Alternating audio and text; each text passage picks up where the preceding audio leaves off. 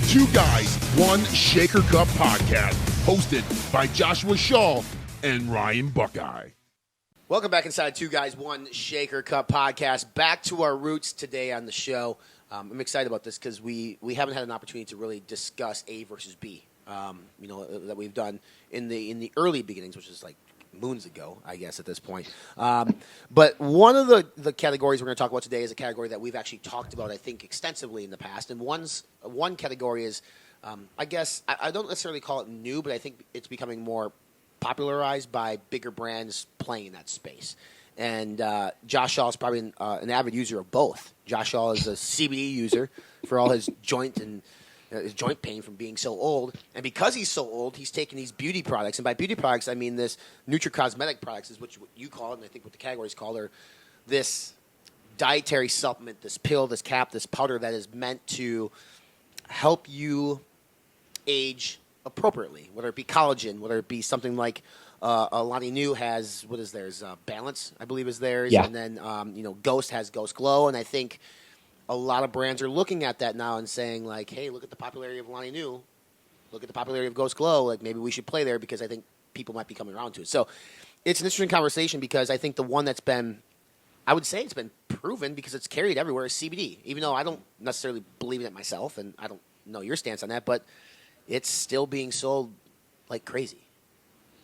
Yeah, I think it was in terms of pairing these two trends together, I thought it was kind of interesting to do because I think with CBD, the grand vision of it is nowhere near to like where it is today. And true. Because of that, I think it matches up pretty well with the Nutricosmetics because that one is probably from a market size is probably a little bit ahead of it. But I don't know if the market potential has the same kind of top. It might, because I think it's morphing so many times and it's moving into so many different directions that like these two trends, and we're not saying that one is arguably like, if this is a winner takes all, like we're not saying that. Obviously there's both of these could be played in together and they're great trends. But we used to, when we started this podcast, we had just some of those things, we'd pair things together, like a battle of these two things. And I thought these two would be pretty interesting because they are quite different, but they are off the beaten path from what we normally talk about. Obviously, we talk about pre-workouts and proteins and protein bars and drinks and, that kind of stuff. But we don't tend to talk about more of like the female, I guess, subset of consumers. And not to say that all Nutricosmetics, it could be men could take it as well, but it's usually at this point predominantly females.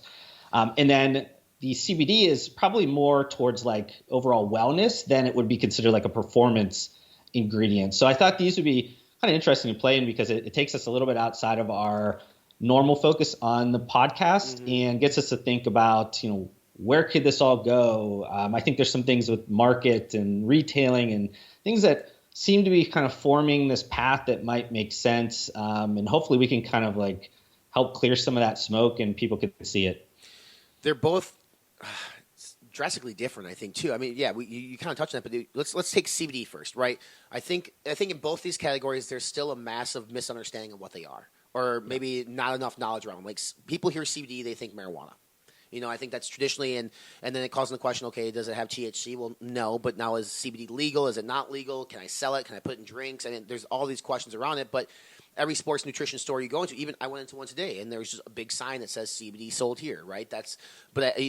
My mother, who is, she's 70 years old now. She takes CBD, and I asked her why. And she says, well, I heard it's supposed to, right? I think that's a lot of people's understanding of CBD. I heard it's supposed to. You heard it's supposed to do what? It's supposed to alleviate pain? Okay, yes, I've heard that too. Is there research behind it? There's some, I think, but it's interesting because even when you talk to people give it to their pets. Like I think that's the interesting thing about CBD is the market for CBD is larger than it would be for Nutricosmetics in terms of your demographic. Your demographic can be people, it can be animals. It can be CBD can also be used like in lotions and in shampoos. I mean, there's so many different uses of CBD. But I remember almost a year ago we talked about CBD maybe being the next big trend, and I think we've just been waiting, and it's been maybe COVID is a big reason why we haven't had more conversation about it. But it really hasn't. Maybe it has, but I haven't seen it grow to what wasn't the numbers like multi-billion-dollar industry. Like, it was supposed to be. What number did you toss out a year ago? It was huge.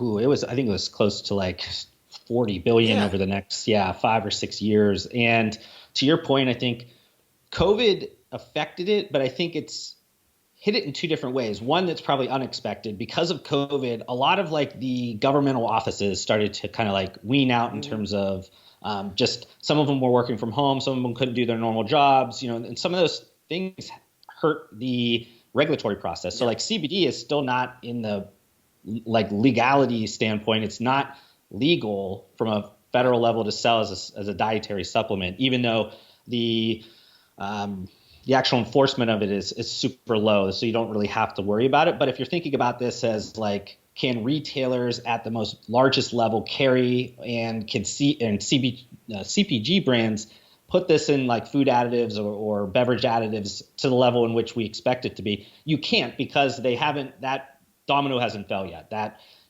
one hasn't dropped, and we have to get that through. And that was partly because of COVID, because the people in the FDA weren't working probably on as big of a bandwidth as they usually had. I think I saw recently that they have been adding a ton of resources to the FDA now, and are trying to get caught up. And I think in a few states, they've added some extra language in terms of CBD. So they're trying to get that going. And I think that's super important, because that's probably what's holding all of this up. But on the opposite side with COVID, you had a lot of the like brick and mortar stores that stopped adding new merchandise or taking risks on merchandise because of COVID and because of the just simplification of their business.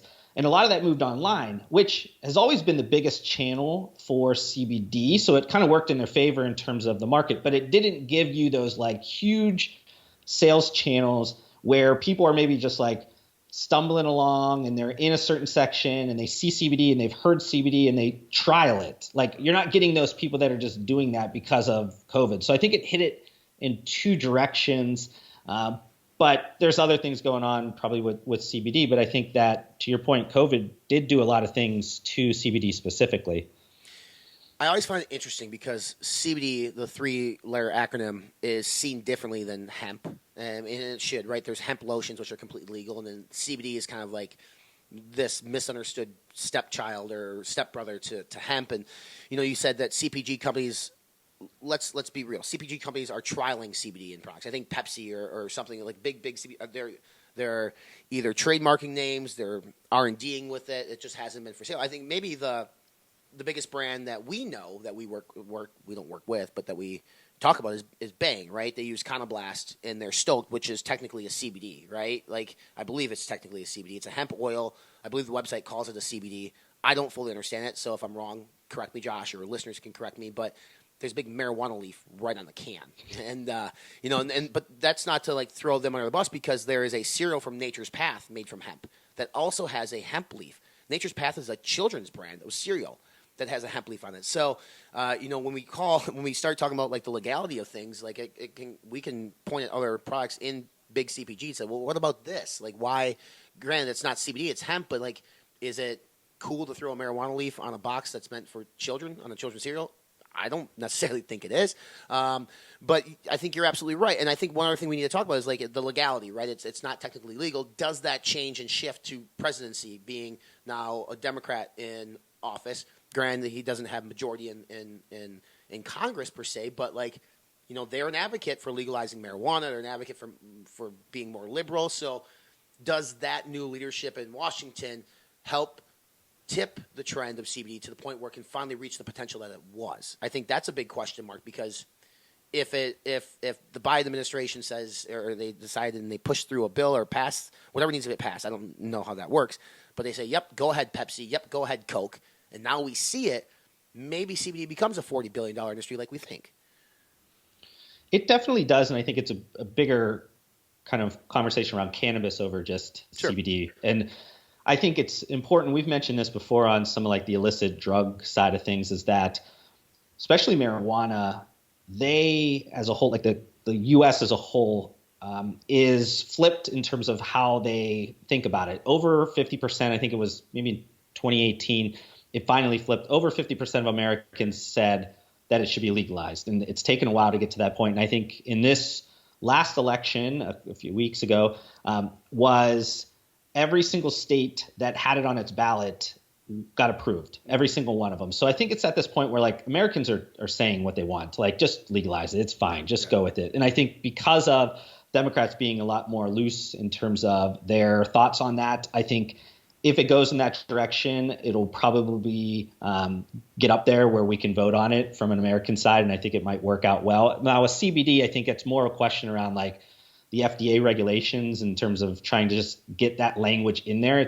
It's really just I think they want to get it done. I think it's a matter of fighting against pharmaceutical side of things and trying to figure out who wins that, who could do what. There's all those big billion-dollar questions that they're trying to figure out. Everybody wants it to get done really quickly because they see the gold rush or the green rush in front of them. But I think it's going to take a little bit of time. But to your point around just like the total addressable market and why that number gets so high, 50 billion plus and all those things, is that there's so many different categories of buyers that this could potentially appeal to. So pets, that is, if anybody looks at any of the trends over COVID, like pet ownership and people spending money on their pets is like crazy. I mean, you just see these numbers in any CPG brand that owns pet products, or if you even look at like Chewy or, sometimes Amazon might make some commentary on categories like pet products are going crazy, and CBD obviously is included in that because you want to give your pet as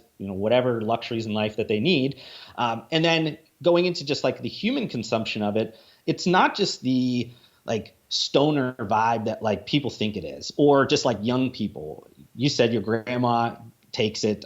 There's so many different subcategories of buyers or subsets of consumers that enjoy it for different reasons, because there's aspects of sleep relaxation, things with pain relief, things with, a number of other things. So it appeals to different buyer sets, and it's not seen as, the same, I think, as cannabis, even though I think the broad consumer probably doesn't differentiate as much until they get into the details.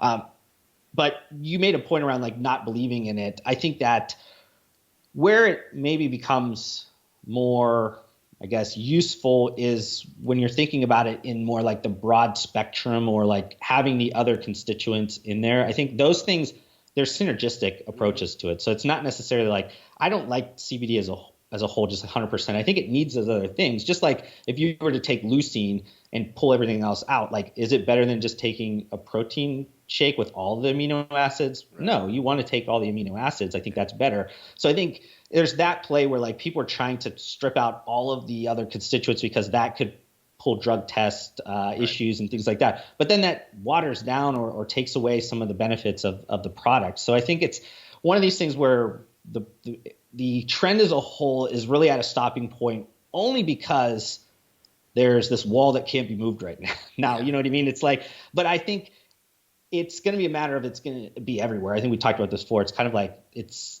caffeine. It's a sensory ingredient, and there hasn't been a sensory ingredient in so long that's been new in the market. So why wouldn't somebody try it? And if it meets their needs, they're going to probably buy it again and again. And maybe that's in lotions, maybe that's in beauty products, maybe that's in gummies, maybe that's food, drinks, maybe that's dropping tinctures in your mouth. I don't know, but I think it's one of those things where it's going to happen. Now, is it going to have the staying power is, I guess, more of the question. Yeah, I mean, and you mentioned, like, again, we both mentioned lotions and beauty products, and that kind of, like, goes into the other category that we talked about, too, is like this whole Nutricosmetic world that we're moving into now. I think the biggest thing that we need to remember as a society when people maybe think on the surface, like, well, why would I want a product in which I drink to help me age better, look better? I mean, we're in an Instagram world, Josh. I mean, we take selfies for everything. Appearance is more important in 2020 than it's ever been in our entire life. I mean, so much so if I take a picture, not me personally, but people take pictures and they don't like some small little thing on their skin, they'll add a filter to it. They'll do whatever they can they'll Photoshop it. So if this product comes on the market and says, well, you're going to age better, it's going to reduce wrinkles, it's going to help with eye health, it's going to yada, yada, yada, they're playing on an appearance on this whole notion of appearance, which is very, very strong. That's why fat loss pills work as well as they do, because that, they don't work worth a shit. I'll tell you that for the most part. I mean, ever since Oxy Elite, they don't really work the way they're supposed to work, but people still buy them because it's this fake promise or this false sense of security that if they take this, that's going to help them. And anything we can do. I mean, look at like Crest White Strips and all these different expensive toothpaste. They're not any better than the fucking toothpaste that's $1.19, but they buy it because, there's this cool marketing or this fake promise again that your teeth are going to get 10 shades whiter in 4 days. And I mean, it's just, again, that's why I think it has a ton of potential. And CBD also can be part of that with some of the lotions and serums and things. But I mean, but then it begs the question, like, are people willing to drink something when they're so used to either rubbing something on the skin, going to get Botox, which is extremely popular. By the way, I didn't realize how popular Botox was until I found out that one of the owners in my butter company gets Botox all the time. And it's like, and I found out how expensive it is. It's really not that expensive. It's not that expensive, honestly. So it's like, okay. I mean, so I think at least that category, at least the traditional form I'm thinking of in terms of powders, it's also going to require not only education, it's going to also require a change in consumer behavior, because I think for so long we've been used to using like lotions or oil removers or makeup removers or whatever, that you rub on the skin surface versus now you're drinking things. I think there's a flip in the consumer mind that you need to teach, and that's not as easy as one might think.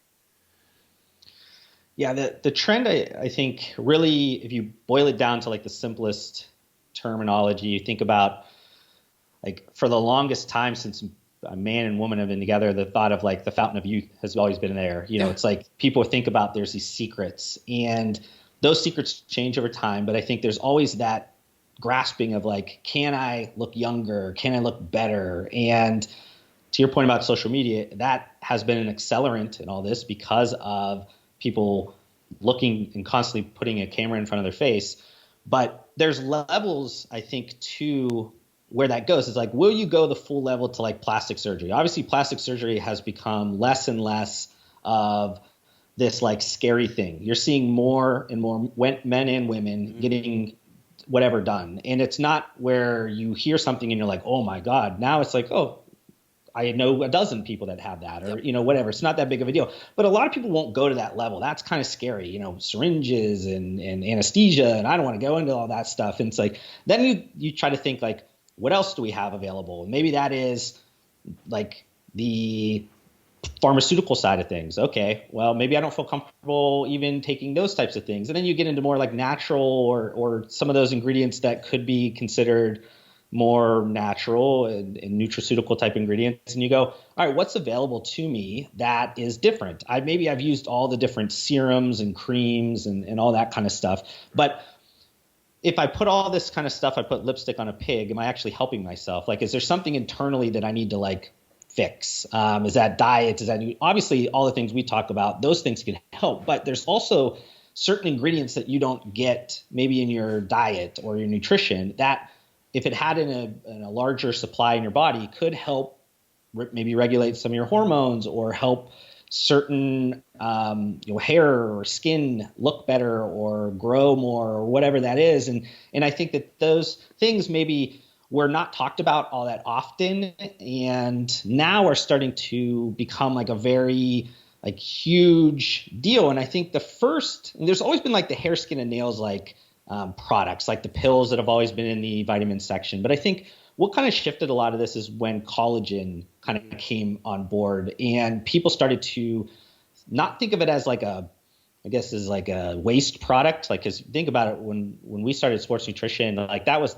the junk. You don't want collagen protein. That was junk, but now it's been reused, just like whey was like junk before when the cheese companies were doing things. So it's interesting how we use these byproducts, and now it's become its own market, and that's kind of drawn in all these other kind of ingredients. And one of the things we talk about a lot, I think, is with like the influencers, and one particular set of influencers we talk about a few times, and we said like how powerful they are, is like the Kardashian effect. And they are big proponents on these types of products, this beauty from within, like taking these supplements, and they're like the biggest, megaphones out there for women if they're looking at this and going, wow, I need to take this because, Kim says this or Chloe says this or whatever. And that's helping things move along a lot quicker because these large voices are saying these things. And then you're having like the retail side of things stock a ton more of these products, and not necessarily you have to go into GNC. It's like, it's at Target, it's at Walmart, it's at Sephora where you're shopping for your makeup, or at Ulta Beauty. It's not in like the spots you would have to normally go to get these like nutritional supplements. These things are right there in the same area merchandised along with, some of the serums or maybe some of the creams and things that you're already using for your beauty regimen. Yeah, you're right. Collagen's interesting. We could spend an episode talking about collagen and how collagen, like CBD though too. There's still not a ton of research behind it that it's actually going to the joints and ligaments and doing what it's supposed to do. And there's type 1, 2, and 3, and people don't fully understand what each one is and which supplements contain which types and do they contain. I mean, again, it's all confusing, but I think that's what makes each category, both CBD and this, the other side of the coin, intriguing, because I think if they're ends up being research or ends up being more of an understanding that it does work, I think it could bloom a little bit more too. So, if we're to sit here and you and I were betting men, we had a bet, which one is a bigger potential, which is what we're going to do here in a second. That would be, or it's a stock market, because I know Josh likes to dip in the stock market. He's a penny stock trader for sure. He's just like Dave Portnoy from Barstool Sports. I mean, that's why he's rich. But I mean, that's where I think as an investor, you have to think of all the different things. And I again want to go back to just the power of appearance alone. I mean, I looked up, while we were talking, I looked up some of the costs on Botox, because honestly, like, I've heard it was inexpensive, and for like, if you got like a double chin or whatever, or you got stuff like that, it's like $200. I mean, now if you look at a product like a line of New Balance, I think it's $40. How many tubs of that do you have to buy to equal a quick shot of Botox? I don't fucking know. I would imagine you're probably taking more of the powder than you would be to go get Botox. But again, it's less invasive. It tastes good.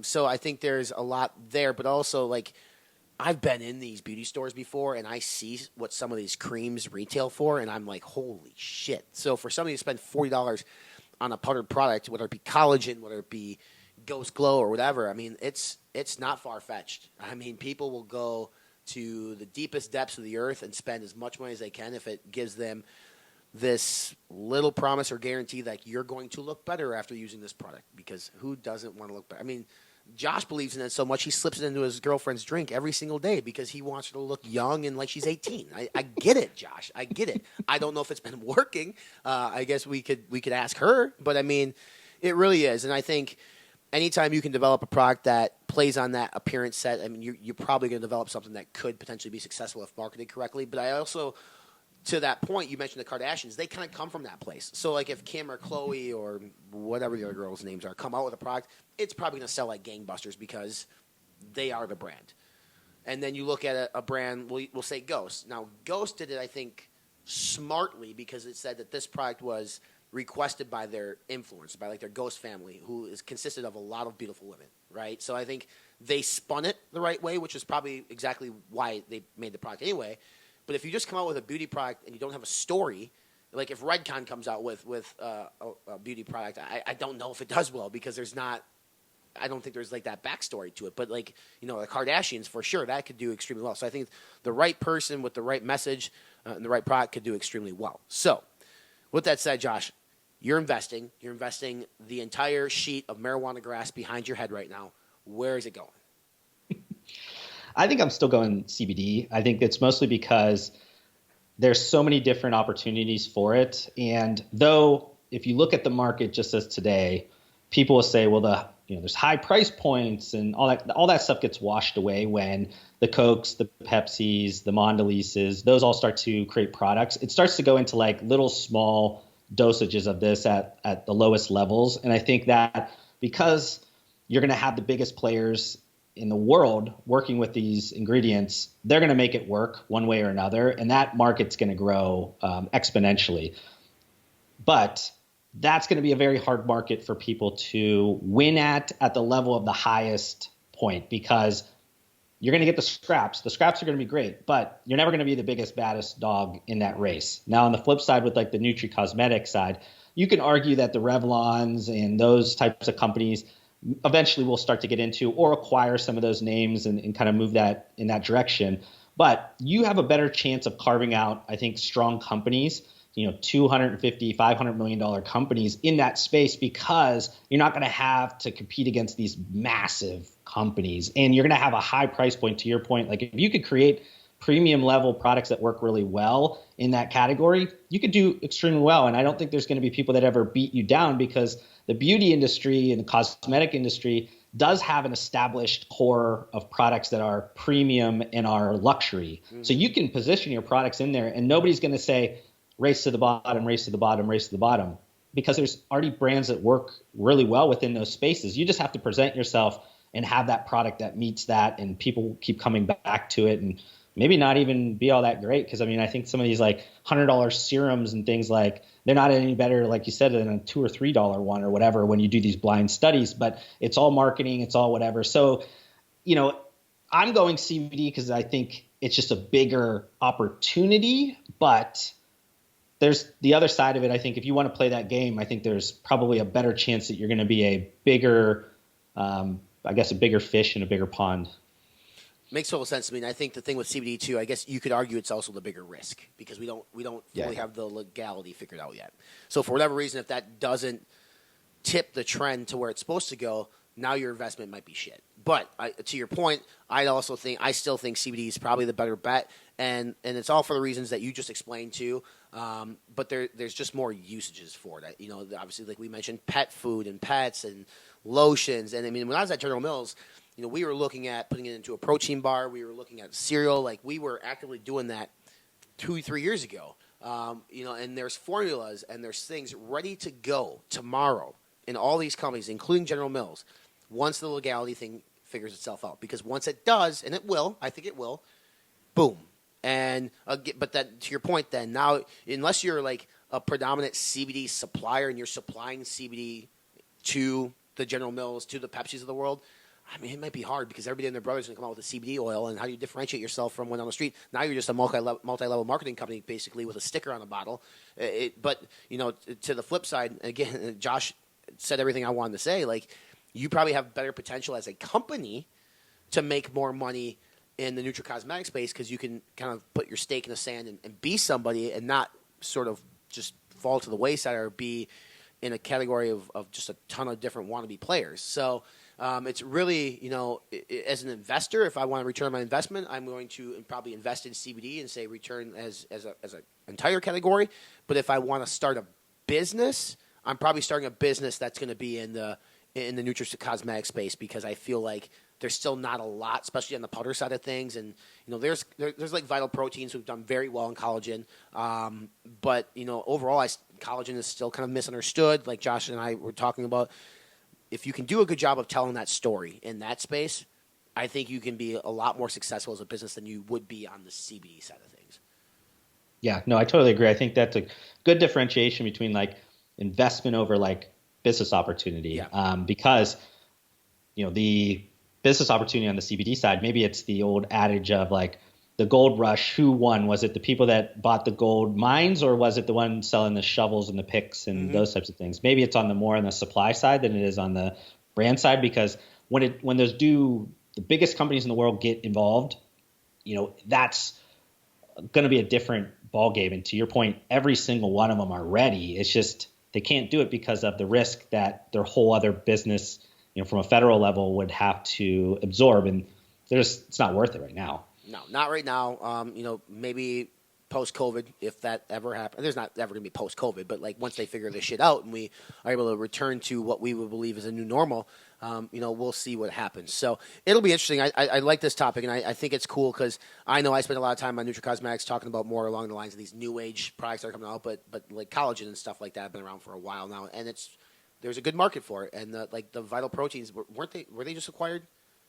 Vital Proteins, or was it Yeah, it was Nestle did, yes. And they paid a good dollar for it, correct? Yeah, I'm pretty sure. I don't know if it was totally out there, but I think, yeah. They paid a pretty hefty multiple on that one. Yeah, so for sure there's a market, and it's going to continue to be a market. And As long as we keep living in this Instagram world and this digital social media world, which I don't see us ever going away from it, it's going to always be a thing. So if you guys like what you heard in this podcast, hit that subscribe button. Help us out by leaving us a review. Leave some comments below on what you think. What would you do? I think that'd be interesting. You can follow this podcast on all the major social media platforms. We are on Instagram, 2 Guys, 1 Shaker Cup. Josh Shaw is at J Shaw Consulting, at Fitness Informant. Josh, any parting words for? I mean, I know that you've been rubbing CBD on your face and drinking Ghost Glow daily. That's why you look as good as you do at the age of 57. So anything you want to let the people know? Yeah, I might have to put out one of those like ebooks on my beauty regimen. I think should. I'll price it at, I don't know, probably like $14.99. That's $1,499, not $14.99 because I'm not cheap like that. But a Black Friday sale, you can get it for 20 cents. Maybe, yeah. But you got 99.9% off, yeah. Josh Shaw's got great hair for a reason. If you want to know his secrets, head to Amazon.com and buy his ebook.